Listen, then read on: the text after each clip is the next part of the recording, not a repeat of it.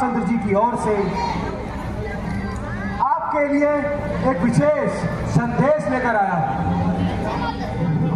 ओहो, तो तुम ही मेरे मित्र बाली के सपुत्र हो, कहिए कुशल से तो हो।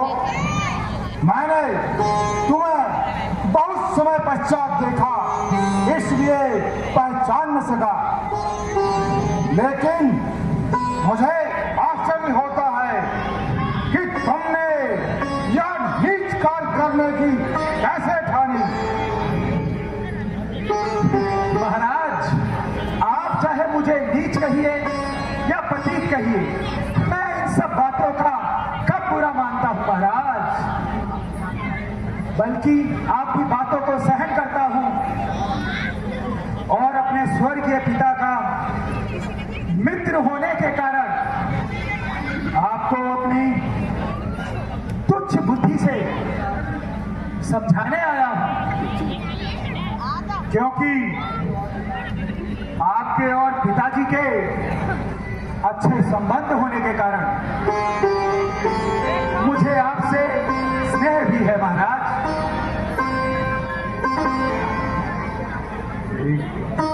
मेरे पास इन भाषणों को सुनने का समय नहीं, तुम्हें जो कुछ कहना है शीघ्र कहो। तो सुनिए, मुझे भी श्री रामचंद्र जी ने इसलिए भेजा है कि आप भी इसी अकारण के रक्तपात को रोक लीजिए। यदि दोनों ओर संधि होगी, सैनिक बलिदान नहीं होंगे, स्वर्ग और शांति का राज्य होगा, नुकसान नहीं होंगे। यदि जो रणचंडी पृथ्वी सोनी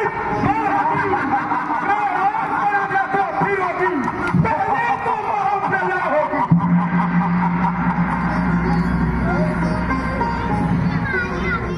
इसलिए आप भी श्री रामचंद्र जी से क्षमा मांगकर सीता जी को ससम्मान उन्हें लौटा दीजिए। फिर भी मैं आपको उनसे क्षमा करवाने की कोशिश जरूर करूंगा। बस बस जवान को लगाम दे। अरे नारद, तेरे जैसे पुत्र को तो जन्म लेते ही मार देना चाहिए। पिता का बदला तो दूर रहा, उल्टा अभी के गुरु को गा रहा है। धिक्कार है तेरे जैसे कपूत को। यदि तेरे जैसे कपूत मेरे घर में जन्म लेते तो मैं उन्हें कभी का स्वर्ग भेज देता। बेशरम, बेशरम, जिस कुल में तेरे जैसा लाल हो, जिसको अपनी शानदार गैरत का ना कुछ भी ख्याल हो, ऐसा कुल क्यों दुनिया से पाप मार हो। इस स्त्री के वास्ते, इस स्त्री के वास्ते भाई की जिसने जान ली, हराम बहरा, तूने उन्हीं की सेवकाई ठान ली। ओ अभिमानी रावण, वास्तव में तेरा कोई दोष नहीं, क्योंकि होली के काल चक्र ने तेरी बुद्धि पर पर्दा डाल दिया तथा सोच विचार का अंश तेरे हृदय से निकाल दिया। अरे बच्चों, शौक है मेरा यहाँ आना बेफायदा हुआ। समझ जा, अभी भी समझ जाओ रावण, क्या मौत का सौदा हुआ।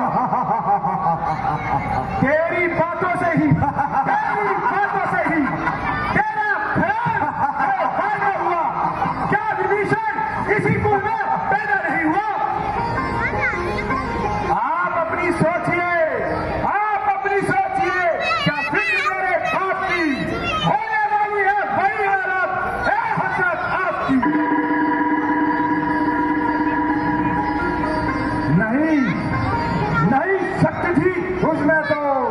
मेरे पास चला था, मैं तेरे बाप का बदला उसी क्षण चुका देता। महाराज, ये पीछे तुम फिक्र करना, मुझे बदला दिलाने की पहले तरकीब सोचिए, अपनी जान बचाने की। जवान को हो जाहिल, ये तेरी क्या हिम्मत है मेरे से युद्ध करने की? भला क्या उनकी ताकत है? रावण, ना कर इतना घमंड, जहां एक रात पानी है तेरे से आला हो गुजरे,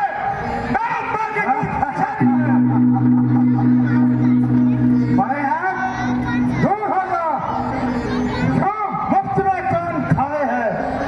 तेरे जैसे सुनंदर, तेरे जैसे बच्चे मैंने आज तक लाखों पढ़ाए हैं।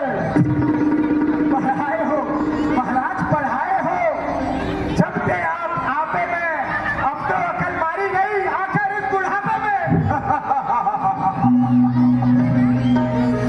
जवा को रोक ओ जाहिल, यह क्या बक लगाई है? किसी बेअकल ने तुझे कुछ अकल भी सिखाई है? अकल होती तो क्या होता, अकल का ही तो होना है, बदौलत अकल की खाक लंके का होना है। हाँ मूर्ख, तुझे किसी ने अपने से बड़ों से बात करनी नहीं सिखाई, या मूर्ख में ही सारी की उम्र बिताई है? हाँ, बात याद आई, पिता का साया सर से तो दूर गया, फिर रहा चाचा, जिसे अपने भाई को ही धोखा दिया। भला तो तेरी शिक्षा का भार कब तक अपने सरों पर उठाता? अंगद, अब भी अपने पिता की हत्या को याद कर और सुग्रीव जैसे चाचा से संधि कर।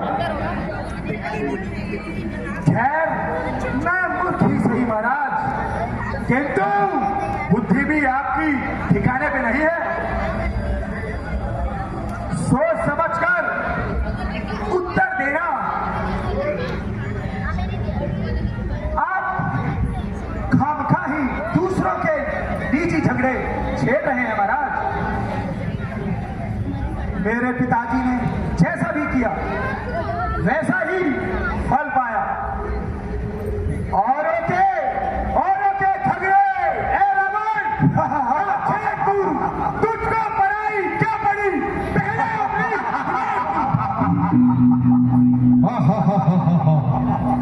जय श्री राम।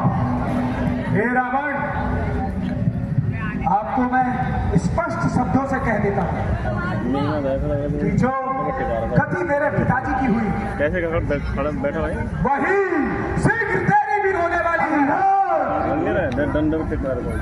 तू अपनी पदवी बनी है, अधिकार बढ़ाने का।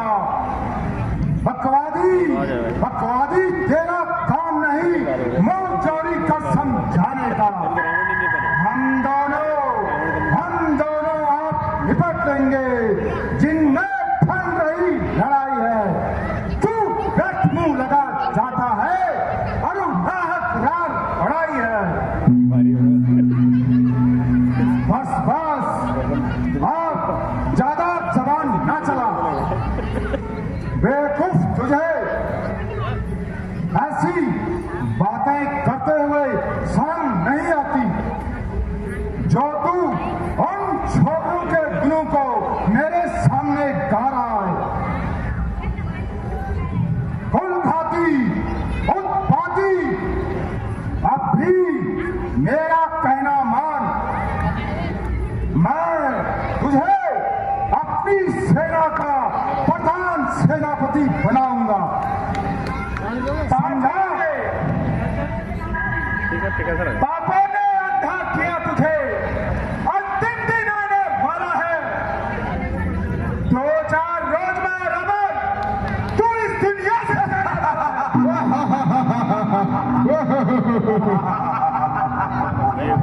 जिस समय अराजकता होगी उस समय थक जाएगी। यह हरी भरी गंगा नगरी शमशान भूमि बन जाएगी।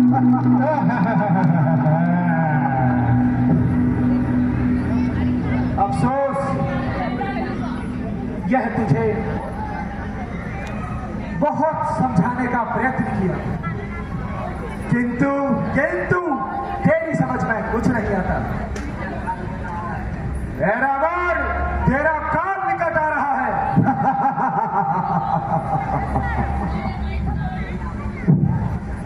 तेरी आंखों में इसलिए नशा छा रहा है। निसंदेह तू भी सच्चा है, क्योंकि तू अभी बच्चा है।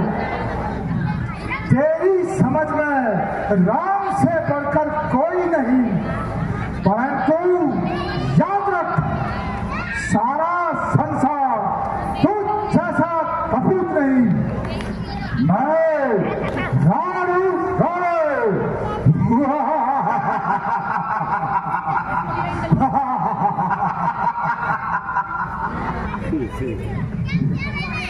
अरे ओ अभिमानी रावण, क्या तू वही रावण है?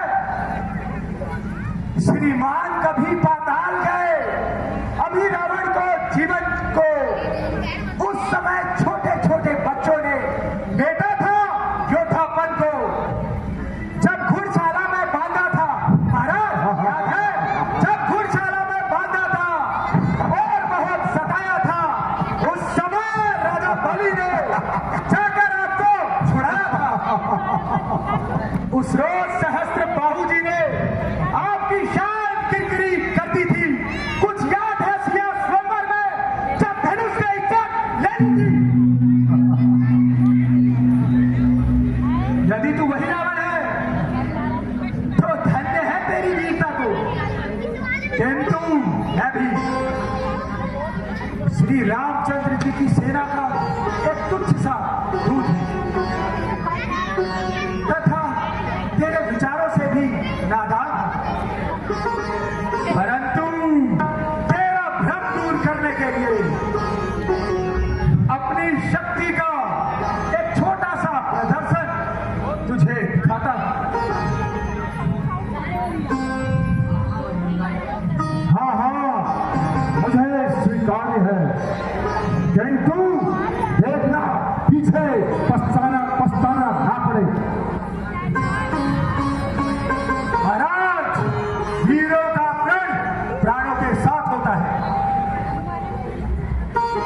सेनापति उठाओ और इस वानर को आज अपनी शक्ति का परिचय दो। जो आज्ञा हो महाराज, आप तो नहीं बचेंगे।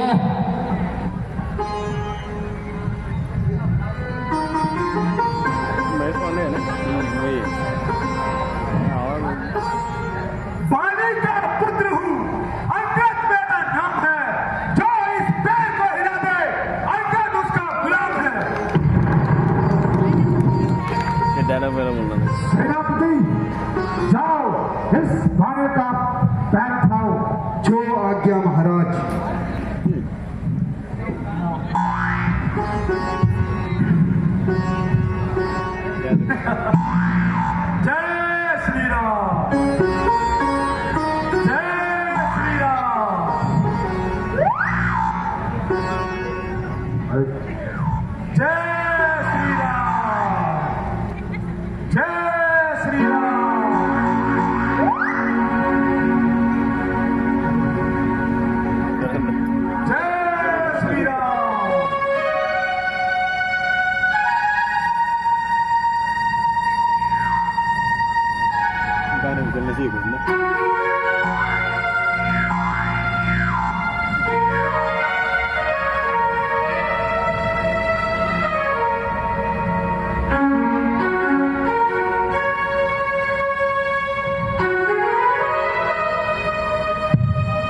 बेटा इंद्रजीत, उठो। बेटा इंद्रजीत, अपनी बहादुरी का परिचय दो। शास्त्री आपकी आज्ञा शिरोधारी है। दसरी जय शंकर की। जय शंकर के।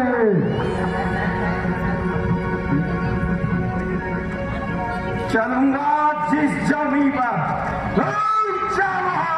जाता है और चलने में खूब चल ही क्या तक ही जाता है।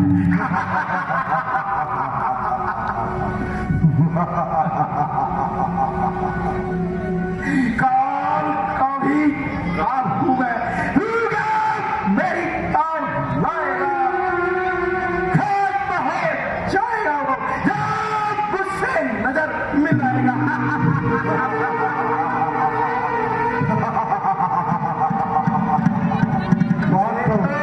एक ही झटके में चक्कर खिला दूंगा। तो क्या चीज है, उतनी जमीन को भी हिला दूंगा।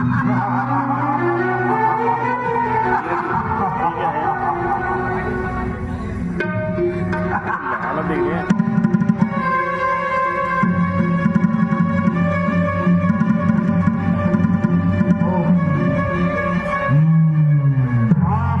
लगता है ही अजीब जानवर से पाला पड़ा है, ऐसा मालूम होता है। कहीं इसने अपने पांव में कुछ लगा तो नहीं दिया है, बाद में देखा जाएगा। खड़ा है सामने आकर, हम अपना मिटा ले तू। यदि कोई और भी बचा है तो उसको भी मिटा ले तू। अभी भी है वक्त, इस तबाही को बचा ले तू। डर करता है जो तू पेड़ अपना निभा ले तू।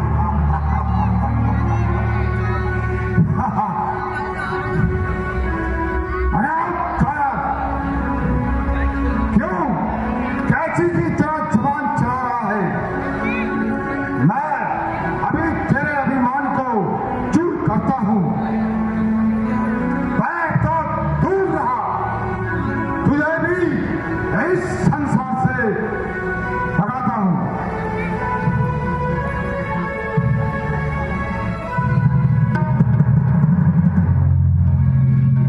हुआ है क्यों दीवाना, होश में तू अपनी यार आकर, तेरे चरणों में तू नाहक ना हाथ अपना लगा ना पाए। यदि अपने कुमारों का तू पश्चाताप करता है तो श्री रामचंद्र जी के चरणों में झुक जाओ। अरे भूत, तेरी भलाई इसी में है कि तू यहां से अभी चला जा।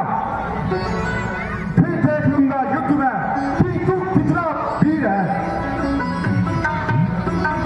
अभिमानी रावण, जिन भाइयों के भरोसे तू बैठा है, उनकी शक्ति को तो तू अभी देख